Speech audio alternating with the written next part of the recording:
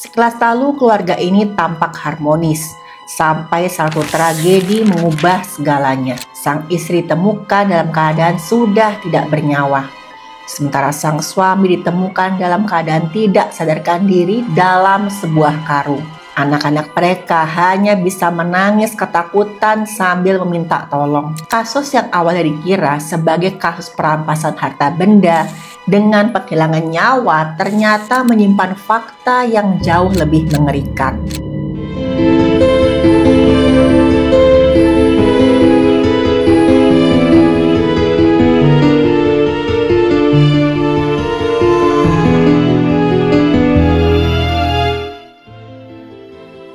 Halo, saya Dr. Stefani.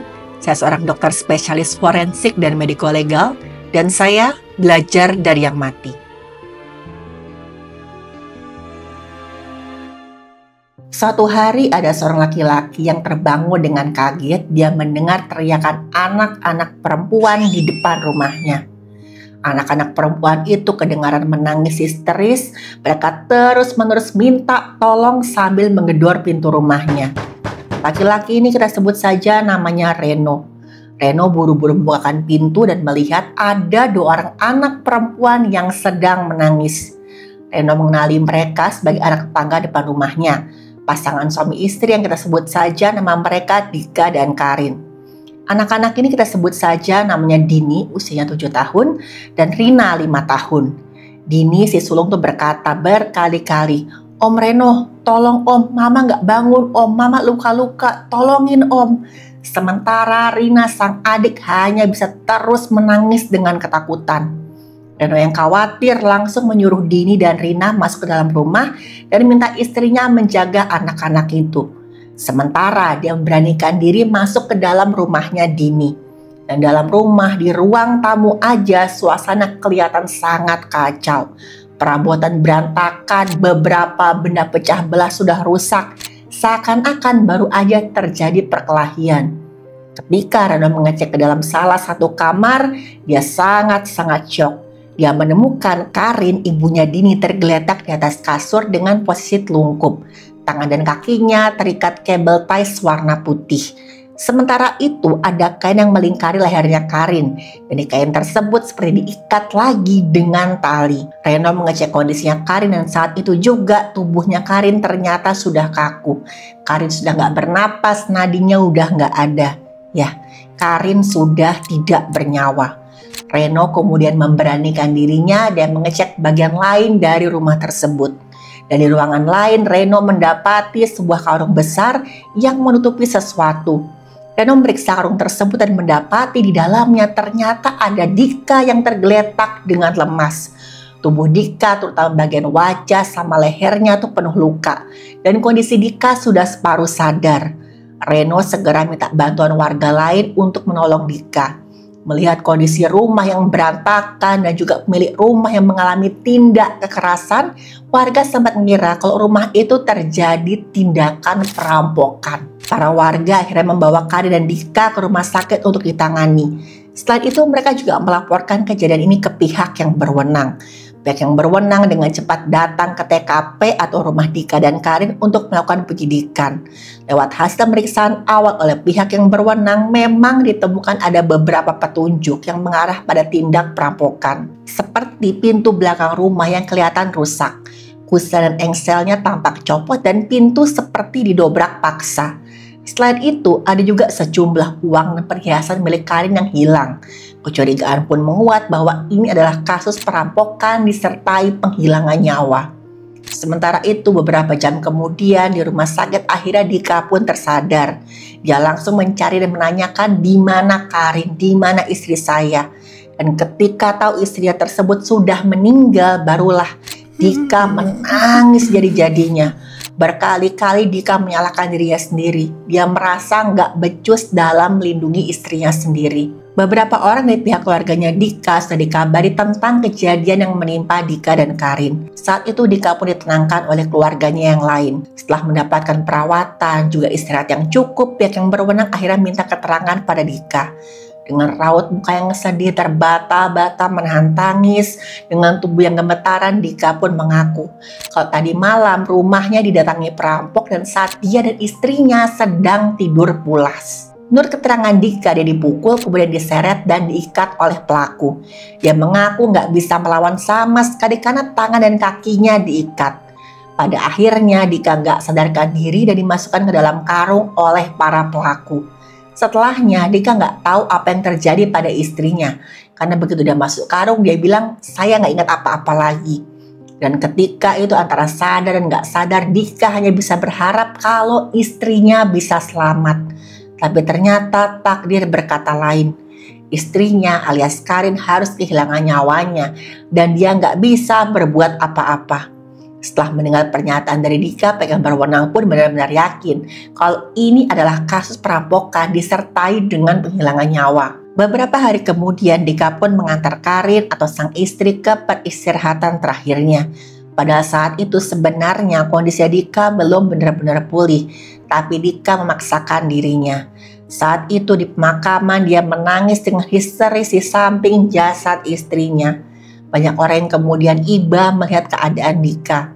Mereka seperti bisa merasakan kalau Dika benar-benar menyesal karena nggak bisa melindungi sang istri. Beberapa orang yang hadir bagikan kisah Dika di internet. Mereka menjadikan kisah Dika dan Karin sebagai kisah cinta yang sangat mengharukan walaupun berakhir dengan tragis. Tentang suami yang sangat sayang sama istrinya tapi pada akhirnya harus kehilangan sang istri dengan cara yang sangat mengerikan. Kisah tersebut dengan cepat viral. Makin banyaklah orang yang kasihan sama Dika. Bahkan kakaknya Dika yang merupakan seorang ahli hukum ikut mendampingi dirinya untuk menyelesaikan kasus ini. Tapi saat itu masih tersisa banyak banget pertanyaan tentang kasus ini. Siapa pelaku sebenarnya? Kenapa mereka mengincar rumah Dika dan Karin? Yang penting, apa pelaku tega melenyapkan nyawa Karin demi sejumlah uang dan perhiasan yang sebenarnya harganya nggak seberapa? Pihak yang berwenang merasa kasus ini harus diusut dengan tuntas. Pertama, mereka melihat latar belakang Dika dan juga Karin. Karena mungkin aja pelaku adalah orang yang dikenal oleh Dika ataupun Karin. Jadi Dika sama Karin ini adalah pasangan suami istri yang sudah menikah cukup lama. Pernikahan mereka bisa dikatakan bahagia. Mereka dikaruniai 2 orang anak perempuan yang masing-masing berusia 7 dan 5 tahun. Sekilas tampak keluarga mereka ini baik-baik aja. Harmonis, nggak ada masalah. Walaupun menurut keterangan beberapa saksi tentang Dika, Dika itu suami yang jarang ada di rumah. Tapi ini bukan tanpa alasan teman-teman. Di perusahaan tempat Dika bekerja ditempatkan dalam sebuah tim yang memang tugasnya keliling ke banyak kota untuk mencari sumber daya. Karena tuntutan pekerjaan, Dika hanya berada di rumah seminggu atau sekitar 1-2 minggu sekali. Setelah itu Dika harus pergi keluar kota lagi. Sementara itu Karin fokus jadi ibu rumah tangga dan merawat anak-anaknya di rumah. Pihak yang berwenang pun gak menemukan ada yang mencurigakan dari latar belakang Dika ataupun Karin. Penyelidikan sempat mengalami hambatan karena memang sangat susah mencari petunjuk yang langsung mengarah pada pelaku. Siapa sih yang mau menyakiti Dika ataupun Karin? Dilihat sekilas keluarga mereka biasa-biasa aja kok, gak ada yang berlebihan. Sampai akhirnya satu titik terang pun ditemukan. Pihak yang berwenang kembali melakukan olah TKP dan mereka menemukan ada banyak kejanggalan. Yang pertama, pintu belakang rumah memang rusak, tapi kerusakannya itu seperti dirusak dari dalam rumah. Kalau memang ini adalah kasus perampokan, seharusnya kerusakan berasal dari luar rumah. Tapi hasil olah TKP membuktikan pola kerusakan kusen pintu seperti ditarik atau didorong dari sisi dalam rumah. Yang kedua, pihak yang berwenang sama sekali tidak menemukan jejak orang asing. Gak ada bekas kaki dari para pelaku yang masuk ke dalam, gak ada sidik jari lain selain milik penghuni rumah. Hal-hal ini tentu aja teman-teman sangat aneh. Kalau memang benar gak ada jejak apapun, berarti pelaku sudah sangat ahli. Tapi pemikiran itu akhirnya terbantahkan lewat hasil pemeriksaan yang dilakukan oleh tim forensik. Yang paling mencolok adalah luka-luka di tubuhnya Dika alias sang suami. Satu, Dika mengaku dia dipukuli oleh para perampok yang masuk ke dalam rumah. Tapi luka-luka tubuhnya Dika polanya terlalu teratur. Kalau memang Dika diserang oleh para perampok, maka pola lukanya akan sangat acak. Luka di tubuhnya Dika nggak cuma ringan, tapi juga nggak konsisten dengan ceritanya Dika. Sementara itu hasil otopsi menyatakan Karin kehilangan nyawa akibat kekerasan tumpul pada bagian leher yang menyebabkan tersumbat jalan napas sehingga korban pun mati lemas. Hasil pemeriksaan dokter forensik menyatakan ada luka lecet tekan yang melingkari leher Karin secara penuh. Pola lukanya sesuai dengan kasus penjeratan. Tapi juga ada luka memar berbentuk oval dan lecet-lecet yang bentuknya seperti bulan sabit. Ini adalah cetakan kuku yang sesuai juga dengan kasus pencekikan. Luka-luka yang serupa ditemukan juga di bagian wajahnya Karin. Seperti ada yang menekan leher Karin dengan kuat menggunakan jari mereka sekaligus menutup mulutnya Karin. Jeratan di leher Karin sangat kuat karena ada resapan darah yang sampai ke bagian otot leher dan juga tenggorokan. Inilah penyebab Karin kehilangan nyawanya. Kecurigaan pihak yang berwenang semakin kuat waktu mereka menanyai anak-anak Karin dan juga Dika. Dini, si anak sulung, berkata, malam itu dia menemukan ibu dalam keadaan sudah nggak bernyawa telungkup di kasur. Sementara ayahnya berada dalam karung. Saat itu Dini bilang, ayah minta saya mencari bantuan ke tetangga. Sementara tadi, menurut pengakuannya Dika, dia nggak sadarkan diri dan baru terbangun ketika ditolong oleh para tetangga. Kecurigaan ini sampai oleh pihak yang berwenang ke kakaknya Dika yang juga adalah kuasa hukumnya. Bagaimana bukti-bukti yang nggak ditemukan ternyata nggak sesuai dengan pernyataannya Dika. Awalnya kakaknya Dika nggak percaya kalau sang adik tega melakukan hal yang dicurigai oleh pihak yang berwenang. Dia pun meminta kepada pihak yang berwenang untuk membicarakan hal ini dengan keluarganya dulu. Satu malam, keluarga besar Dika pun berkumpul. Tanpa basa-basi, kakaknya Dika langsung bertanya pada adiknya. Kakaknya Dika bilang, kamu jujur sama kita. Kita ini keluarga kamu sendiri. Apa kamu yang sudah menghilangkan nyawa istri kamu sendiri? Udah pasti awalnya Dika nggak ngaku. Tapi karena terus didesak, akhirnya Dika pun mengakui perbuatannya. Di depan keluarga besarnya Dika bilang, iya, saya yang sudah menghilangkan nyawanya Karin. Saya juga yang masuk ke karung itu sendirian. Udah pasti ini membuat semua anggota keluarga Dika sangat syok. Mereka sangat marah, mereka sedih mendengar pengakuannya Dika. Mereka nggak nyangka kalau orang yang selama ini mereka bela, yang mereka peluk di saat sedih adalah dalang dari tindak kejahatan ini. Keluarga kemudian melaporkan Dika ke pihak yang berwenang. Di depan pihak yang berwenang, Dika pun mengaku bahwa dia yang sudah menghilangkan nyawanya Karin. Awalnya Dika mengaku kok dia sakit hati pada sikapnya Karin. Menurut Dika, selama ini Karin selalu memperlakukannya seperti seorang pesuruh, bukan sebagai suami. Padahal katanya Dika, semua yang Karin inginkan selalu saya usahakan, selalu saya penuhi. Jadi malam itu Dika baru aja pulang bekerja, dia mau segera istirahat. Tapi Karin tiba-tiba aja mengeluh lapar dan ingin beli makanan. Dia suruhlah Dika untuk beli makanan di luar. Dika saat itu kelelahan dan minta Karin bersabar karena dia masih mau istirahat dulu. Gak disangka-sangka, Karin marah-marah, dia maki-maki Dika dengan sangat kasar. Karin bilang, kamu itu laki-laki yang gak berguna, mencari uang aja kamu gak becus. Masa diminta tolong beli makanan aja kamu juga gak bisa sih? Dan saat itu Dika mengaku gelap mata, kemudian dia cengkram lehernya Karin sekuat tenaganya. Depan pihak yang berwenang, Dika mengaku seperti ini. Saya kilaf Pak, saya sakit hati dengan kata-kata istri saya sendiri. Sambil menangis Dika mengatakan itu pada pihak yang berwenang. Setelah Karin gak bernyawa, Dika kebingungan. Dia kemudian buat skenario seakan-akan rumah mereka kerampokan. Berkali-kali Dika tekankan dirinya gak sengaja dia kilaf. Tapi hasil penyidikan pihak yang berwenang mengungkap fakta yang lain. Kalau memang Dika sudah merencanakan penghilangan nyawa terhadap Karin. Saat pihak yang berwenang meriksa handphonenya Dika, mereka menemukan bukti kalau Dika berselingkuh dengan perempuan lain. Dika ternyata sudah menjalin hubungan gelap dengan seorang wanita yang kita sebut saja namanya Gina. Rumah Gina nggak begitu jauh dari rumah Dika dan Karin. Paling hanya berjarak sekitar setengah jam sampai 40 menitan. Dari keterangannya Dika, hubungan dengan Gina sudah berlangsung lebih dari 1 tahun. Berawal dari ketika dia bertemu dengan Gina saat tugas di luar kota.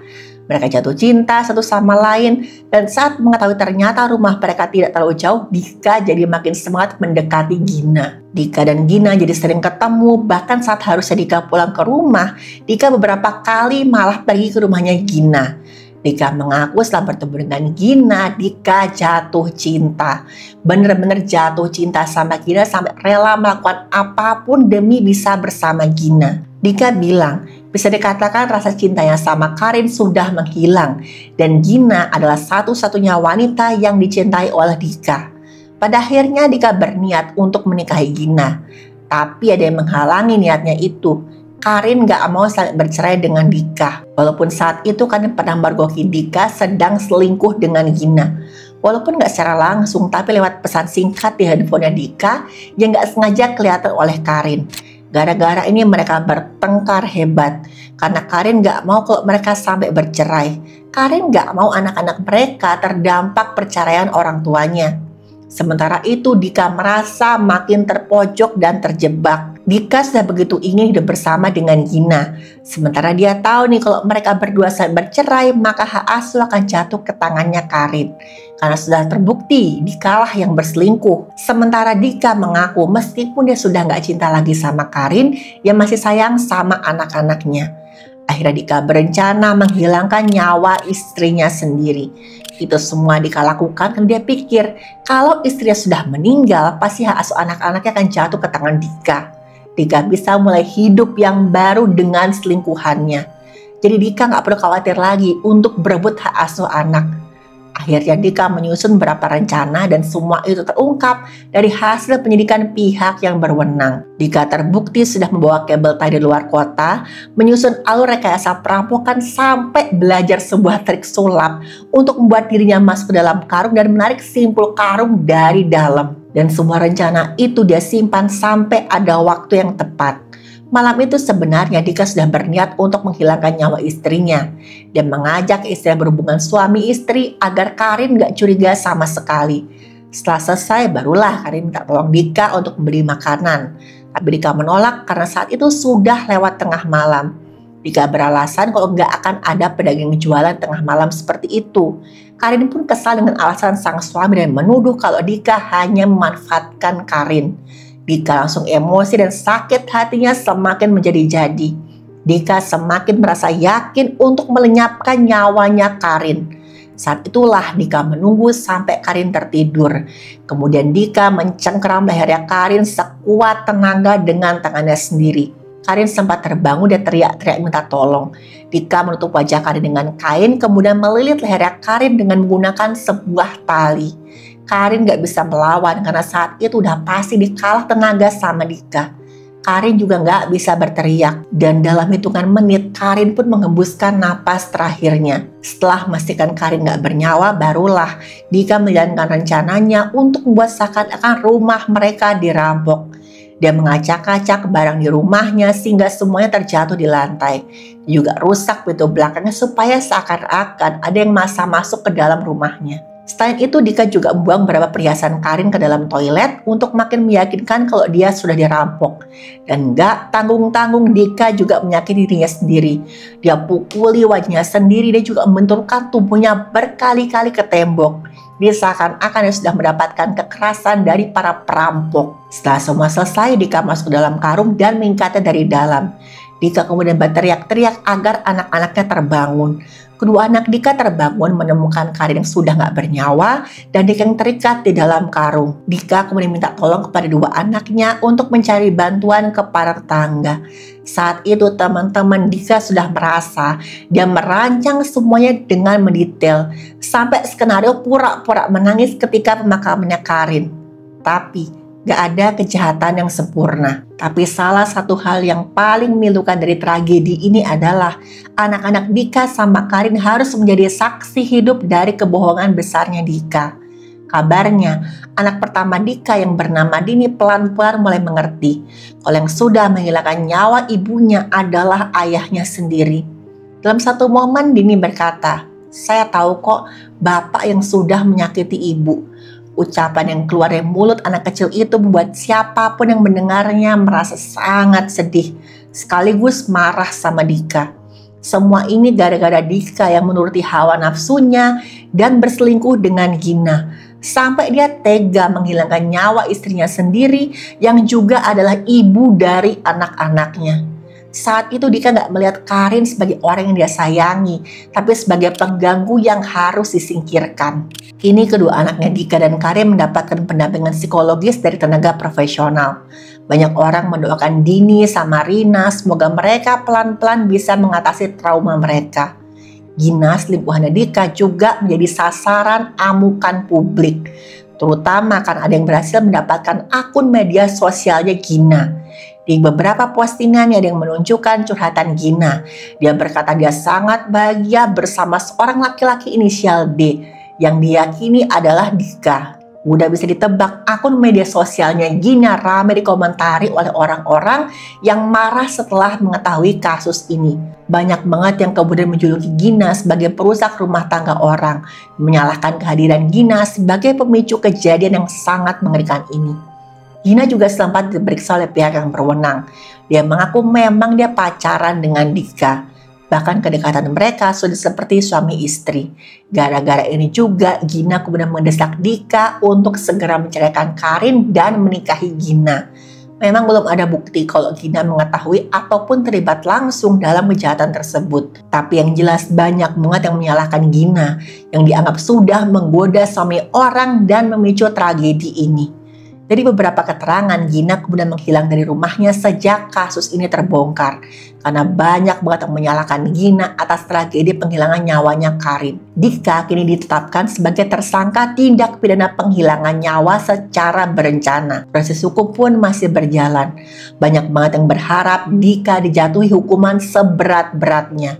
Semoga nggak ada lagi kejadian seperti ini. Karena memang Dika bisa mendapatkan hukuman yang berat atas apa yang sudah dilakukan. Karin juga sudah mendapatkan keadilan.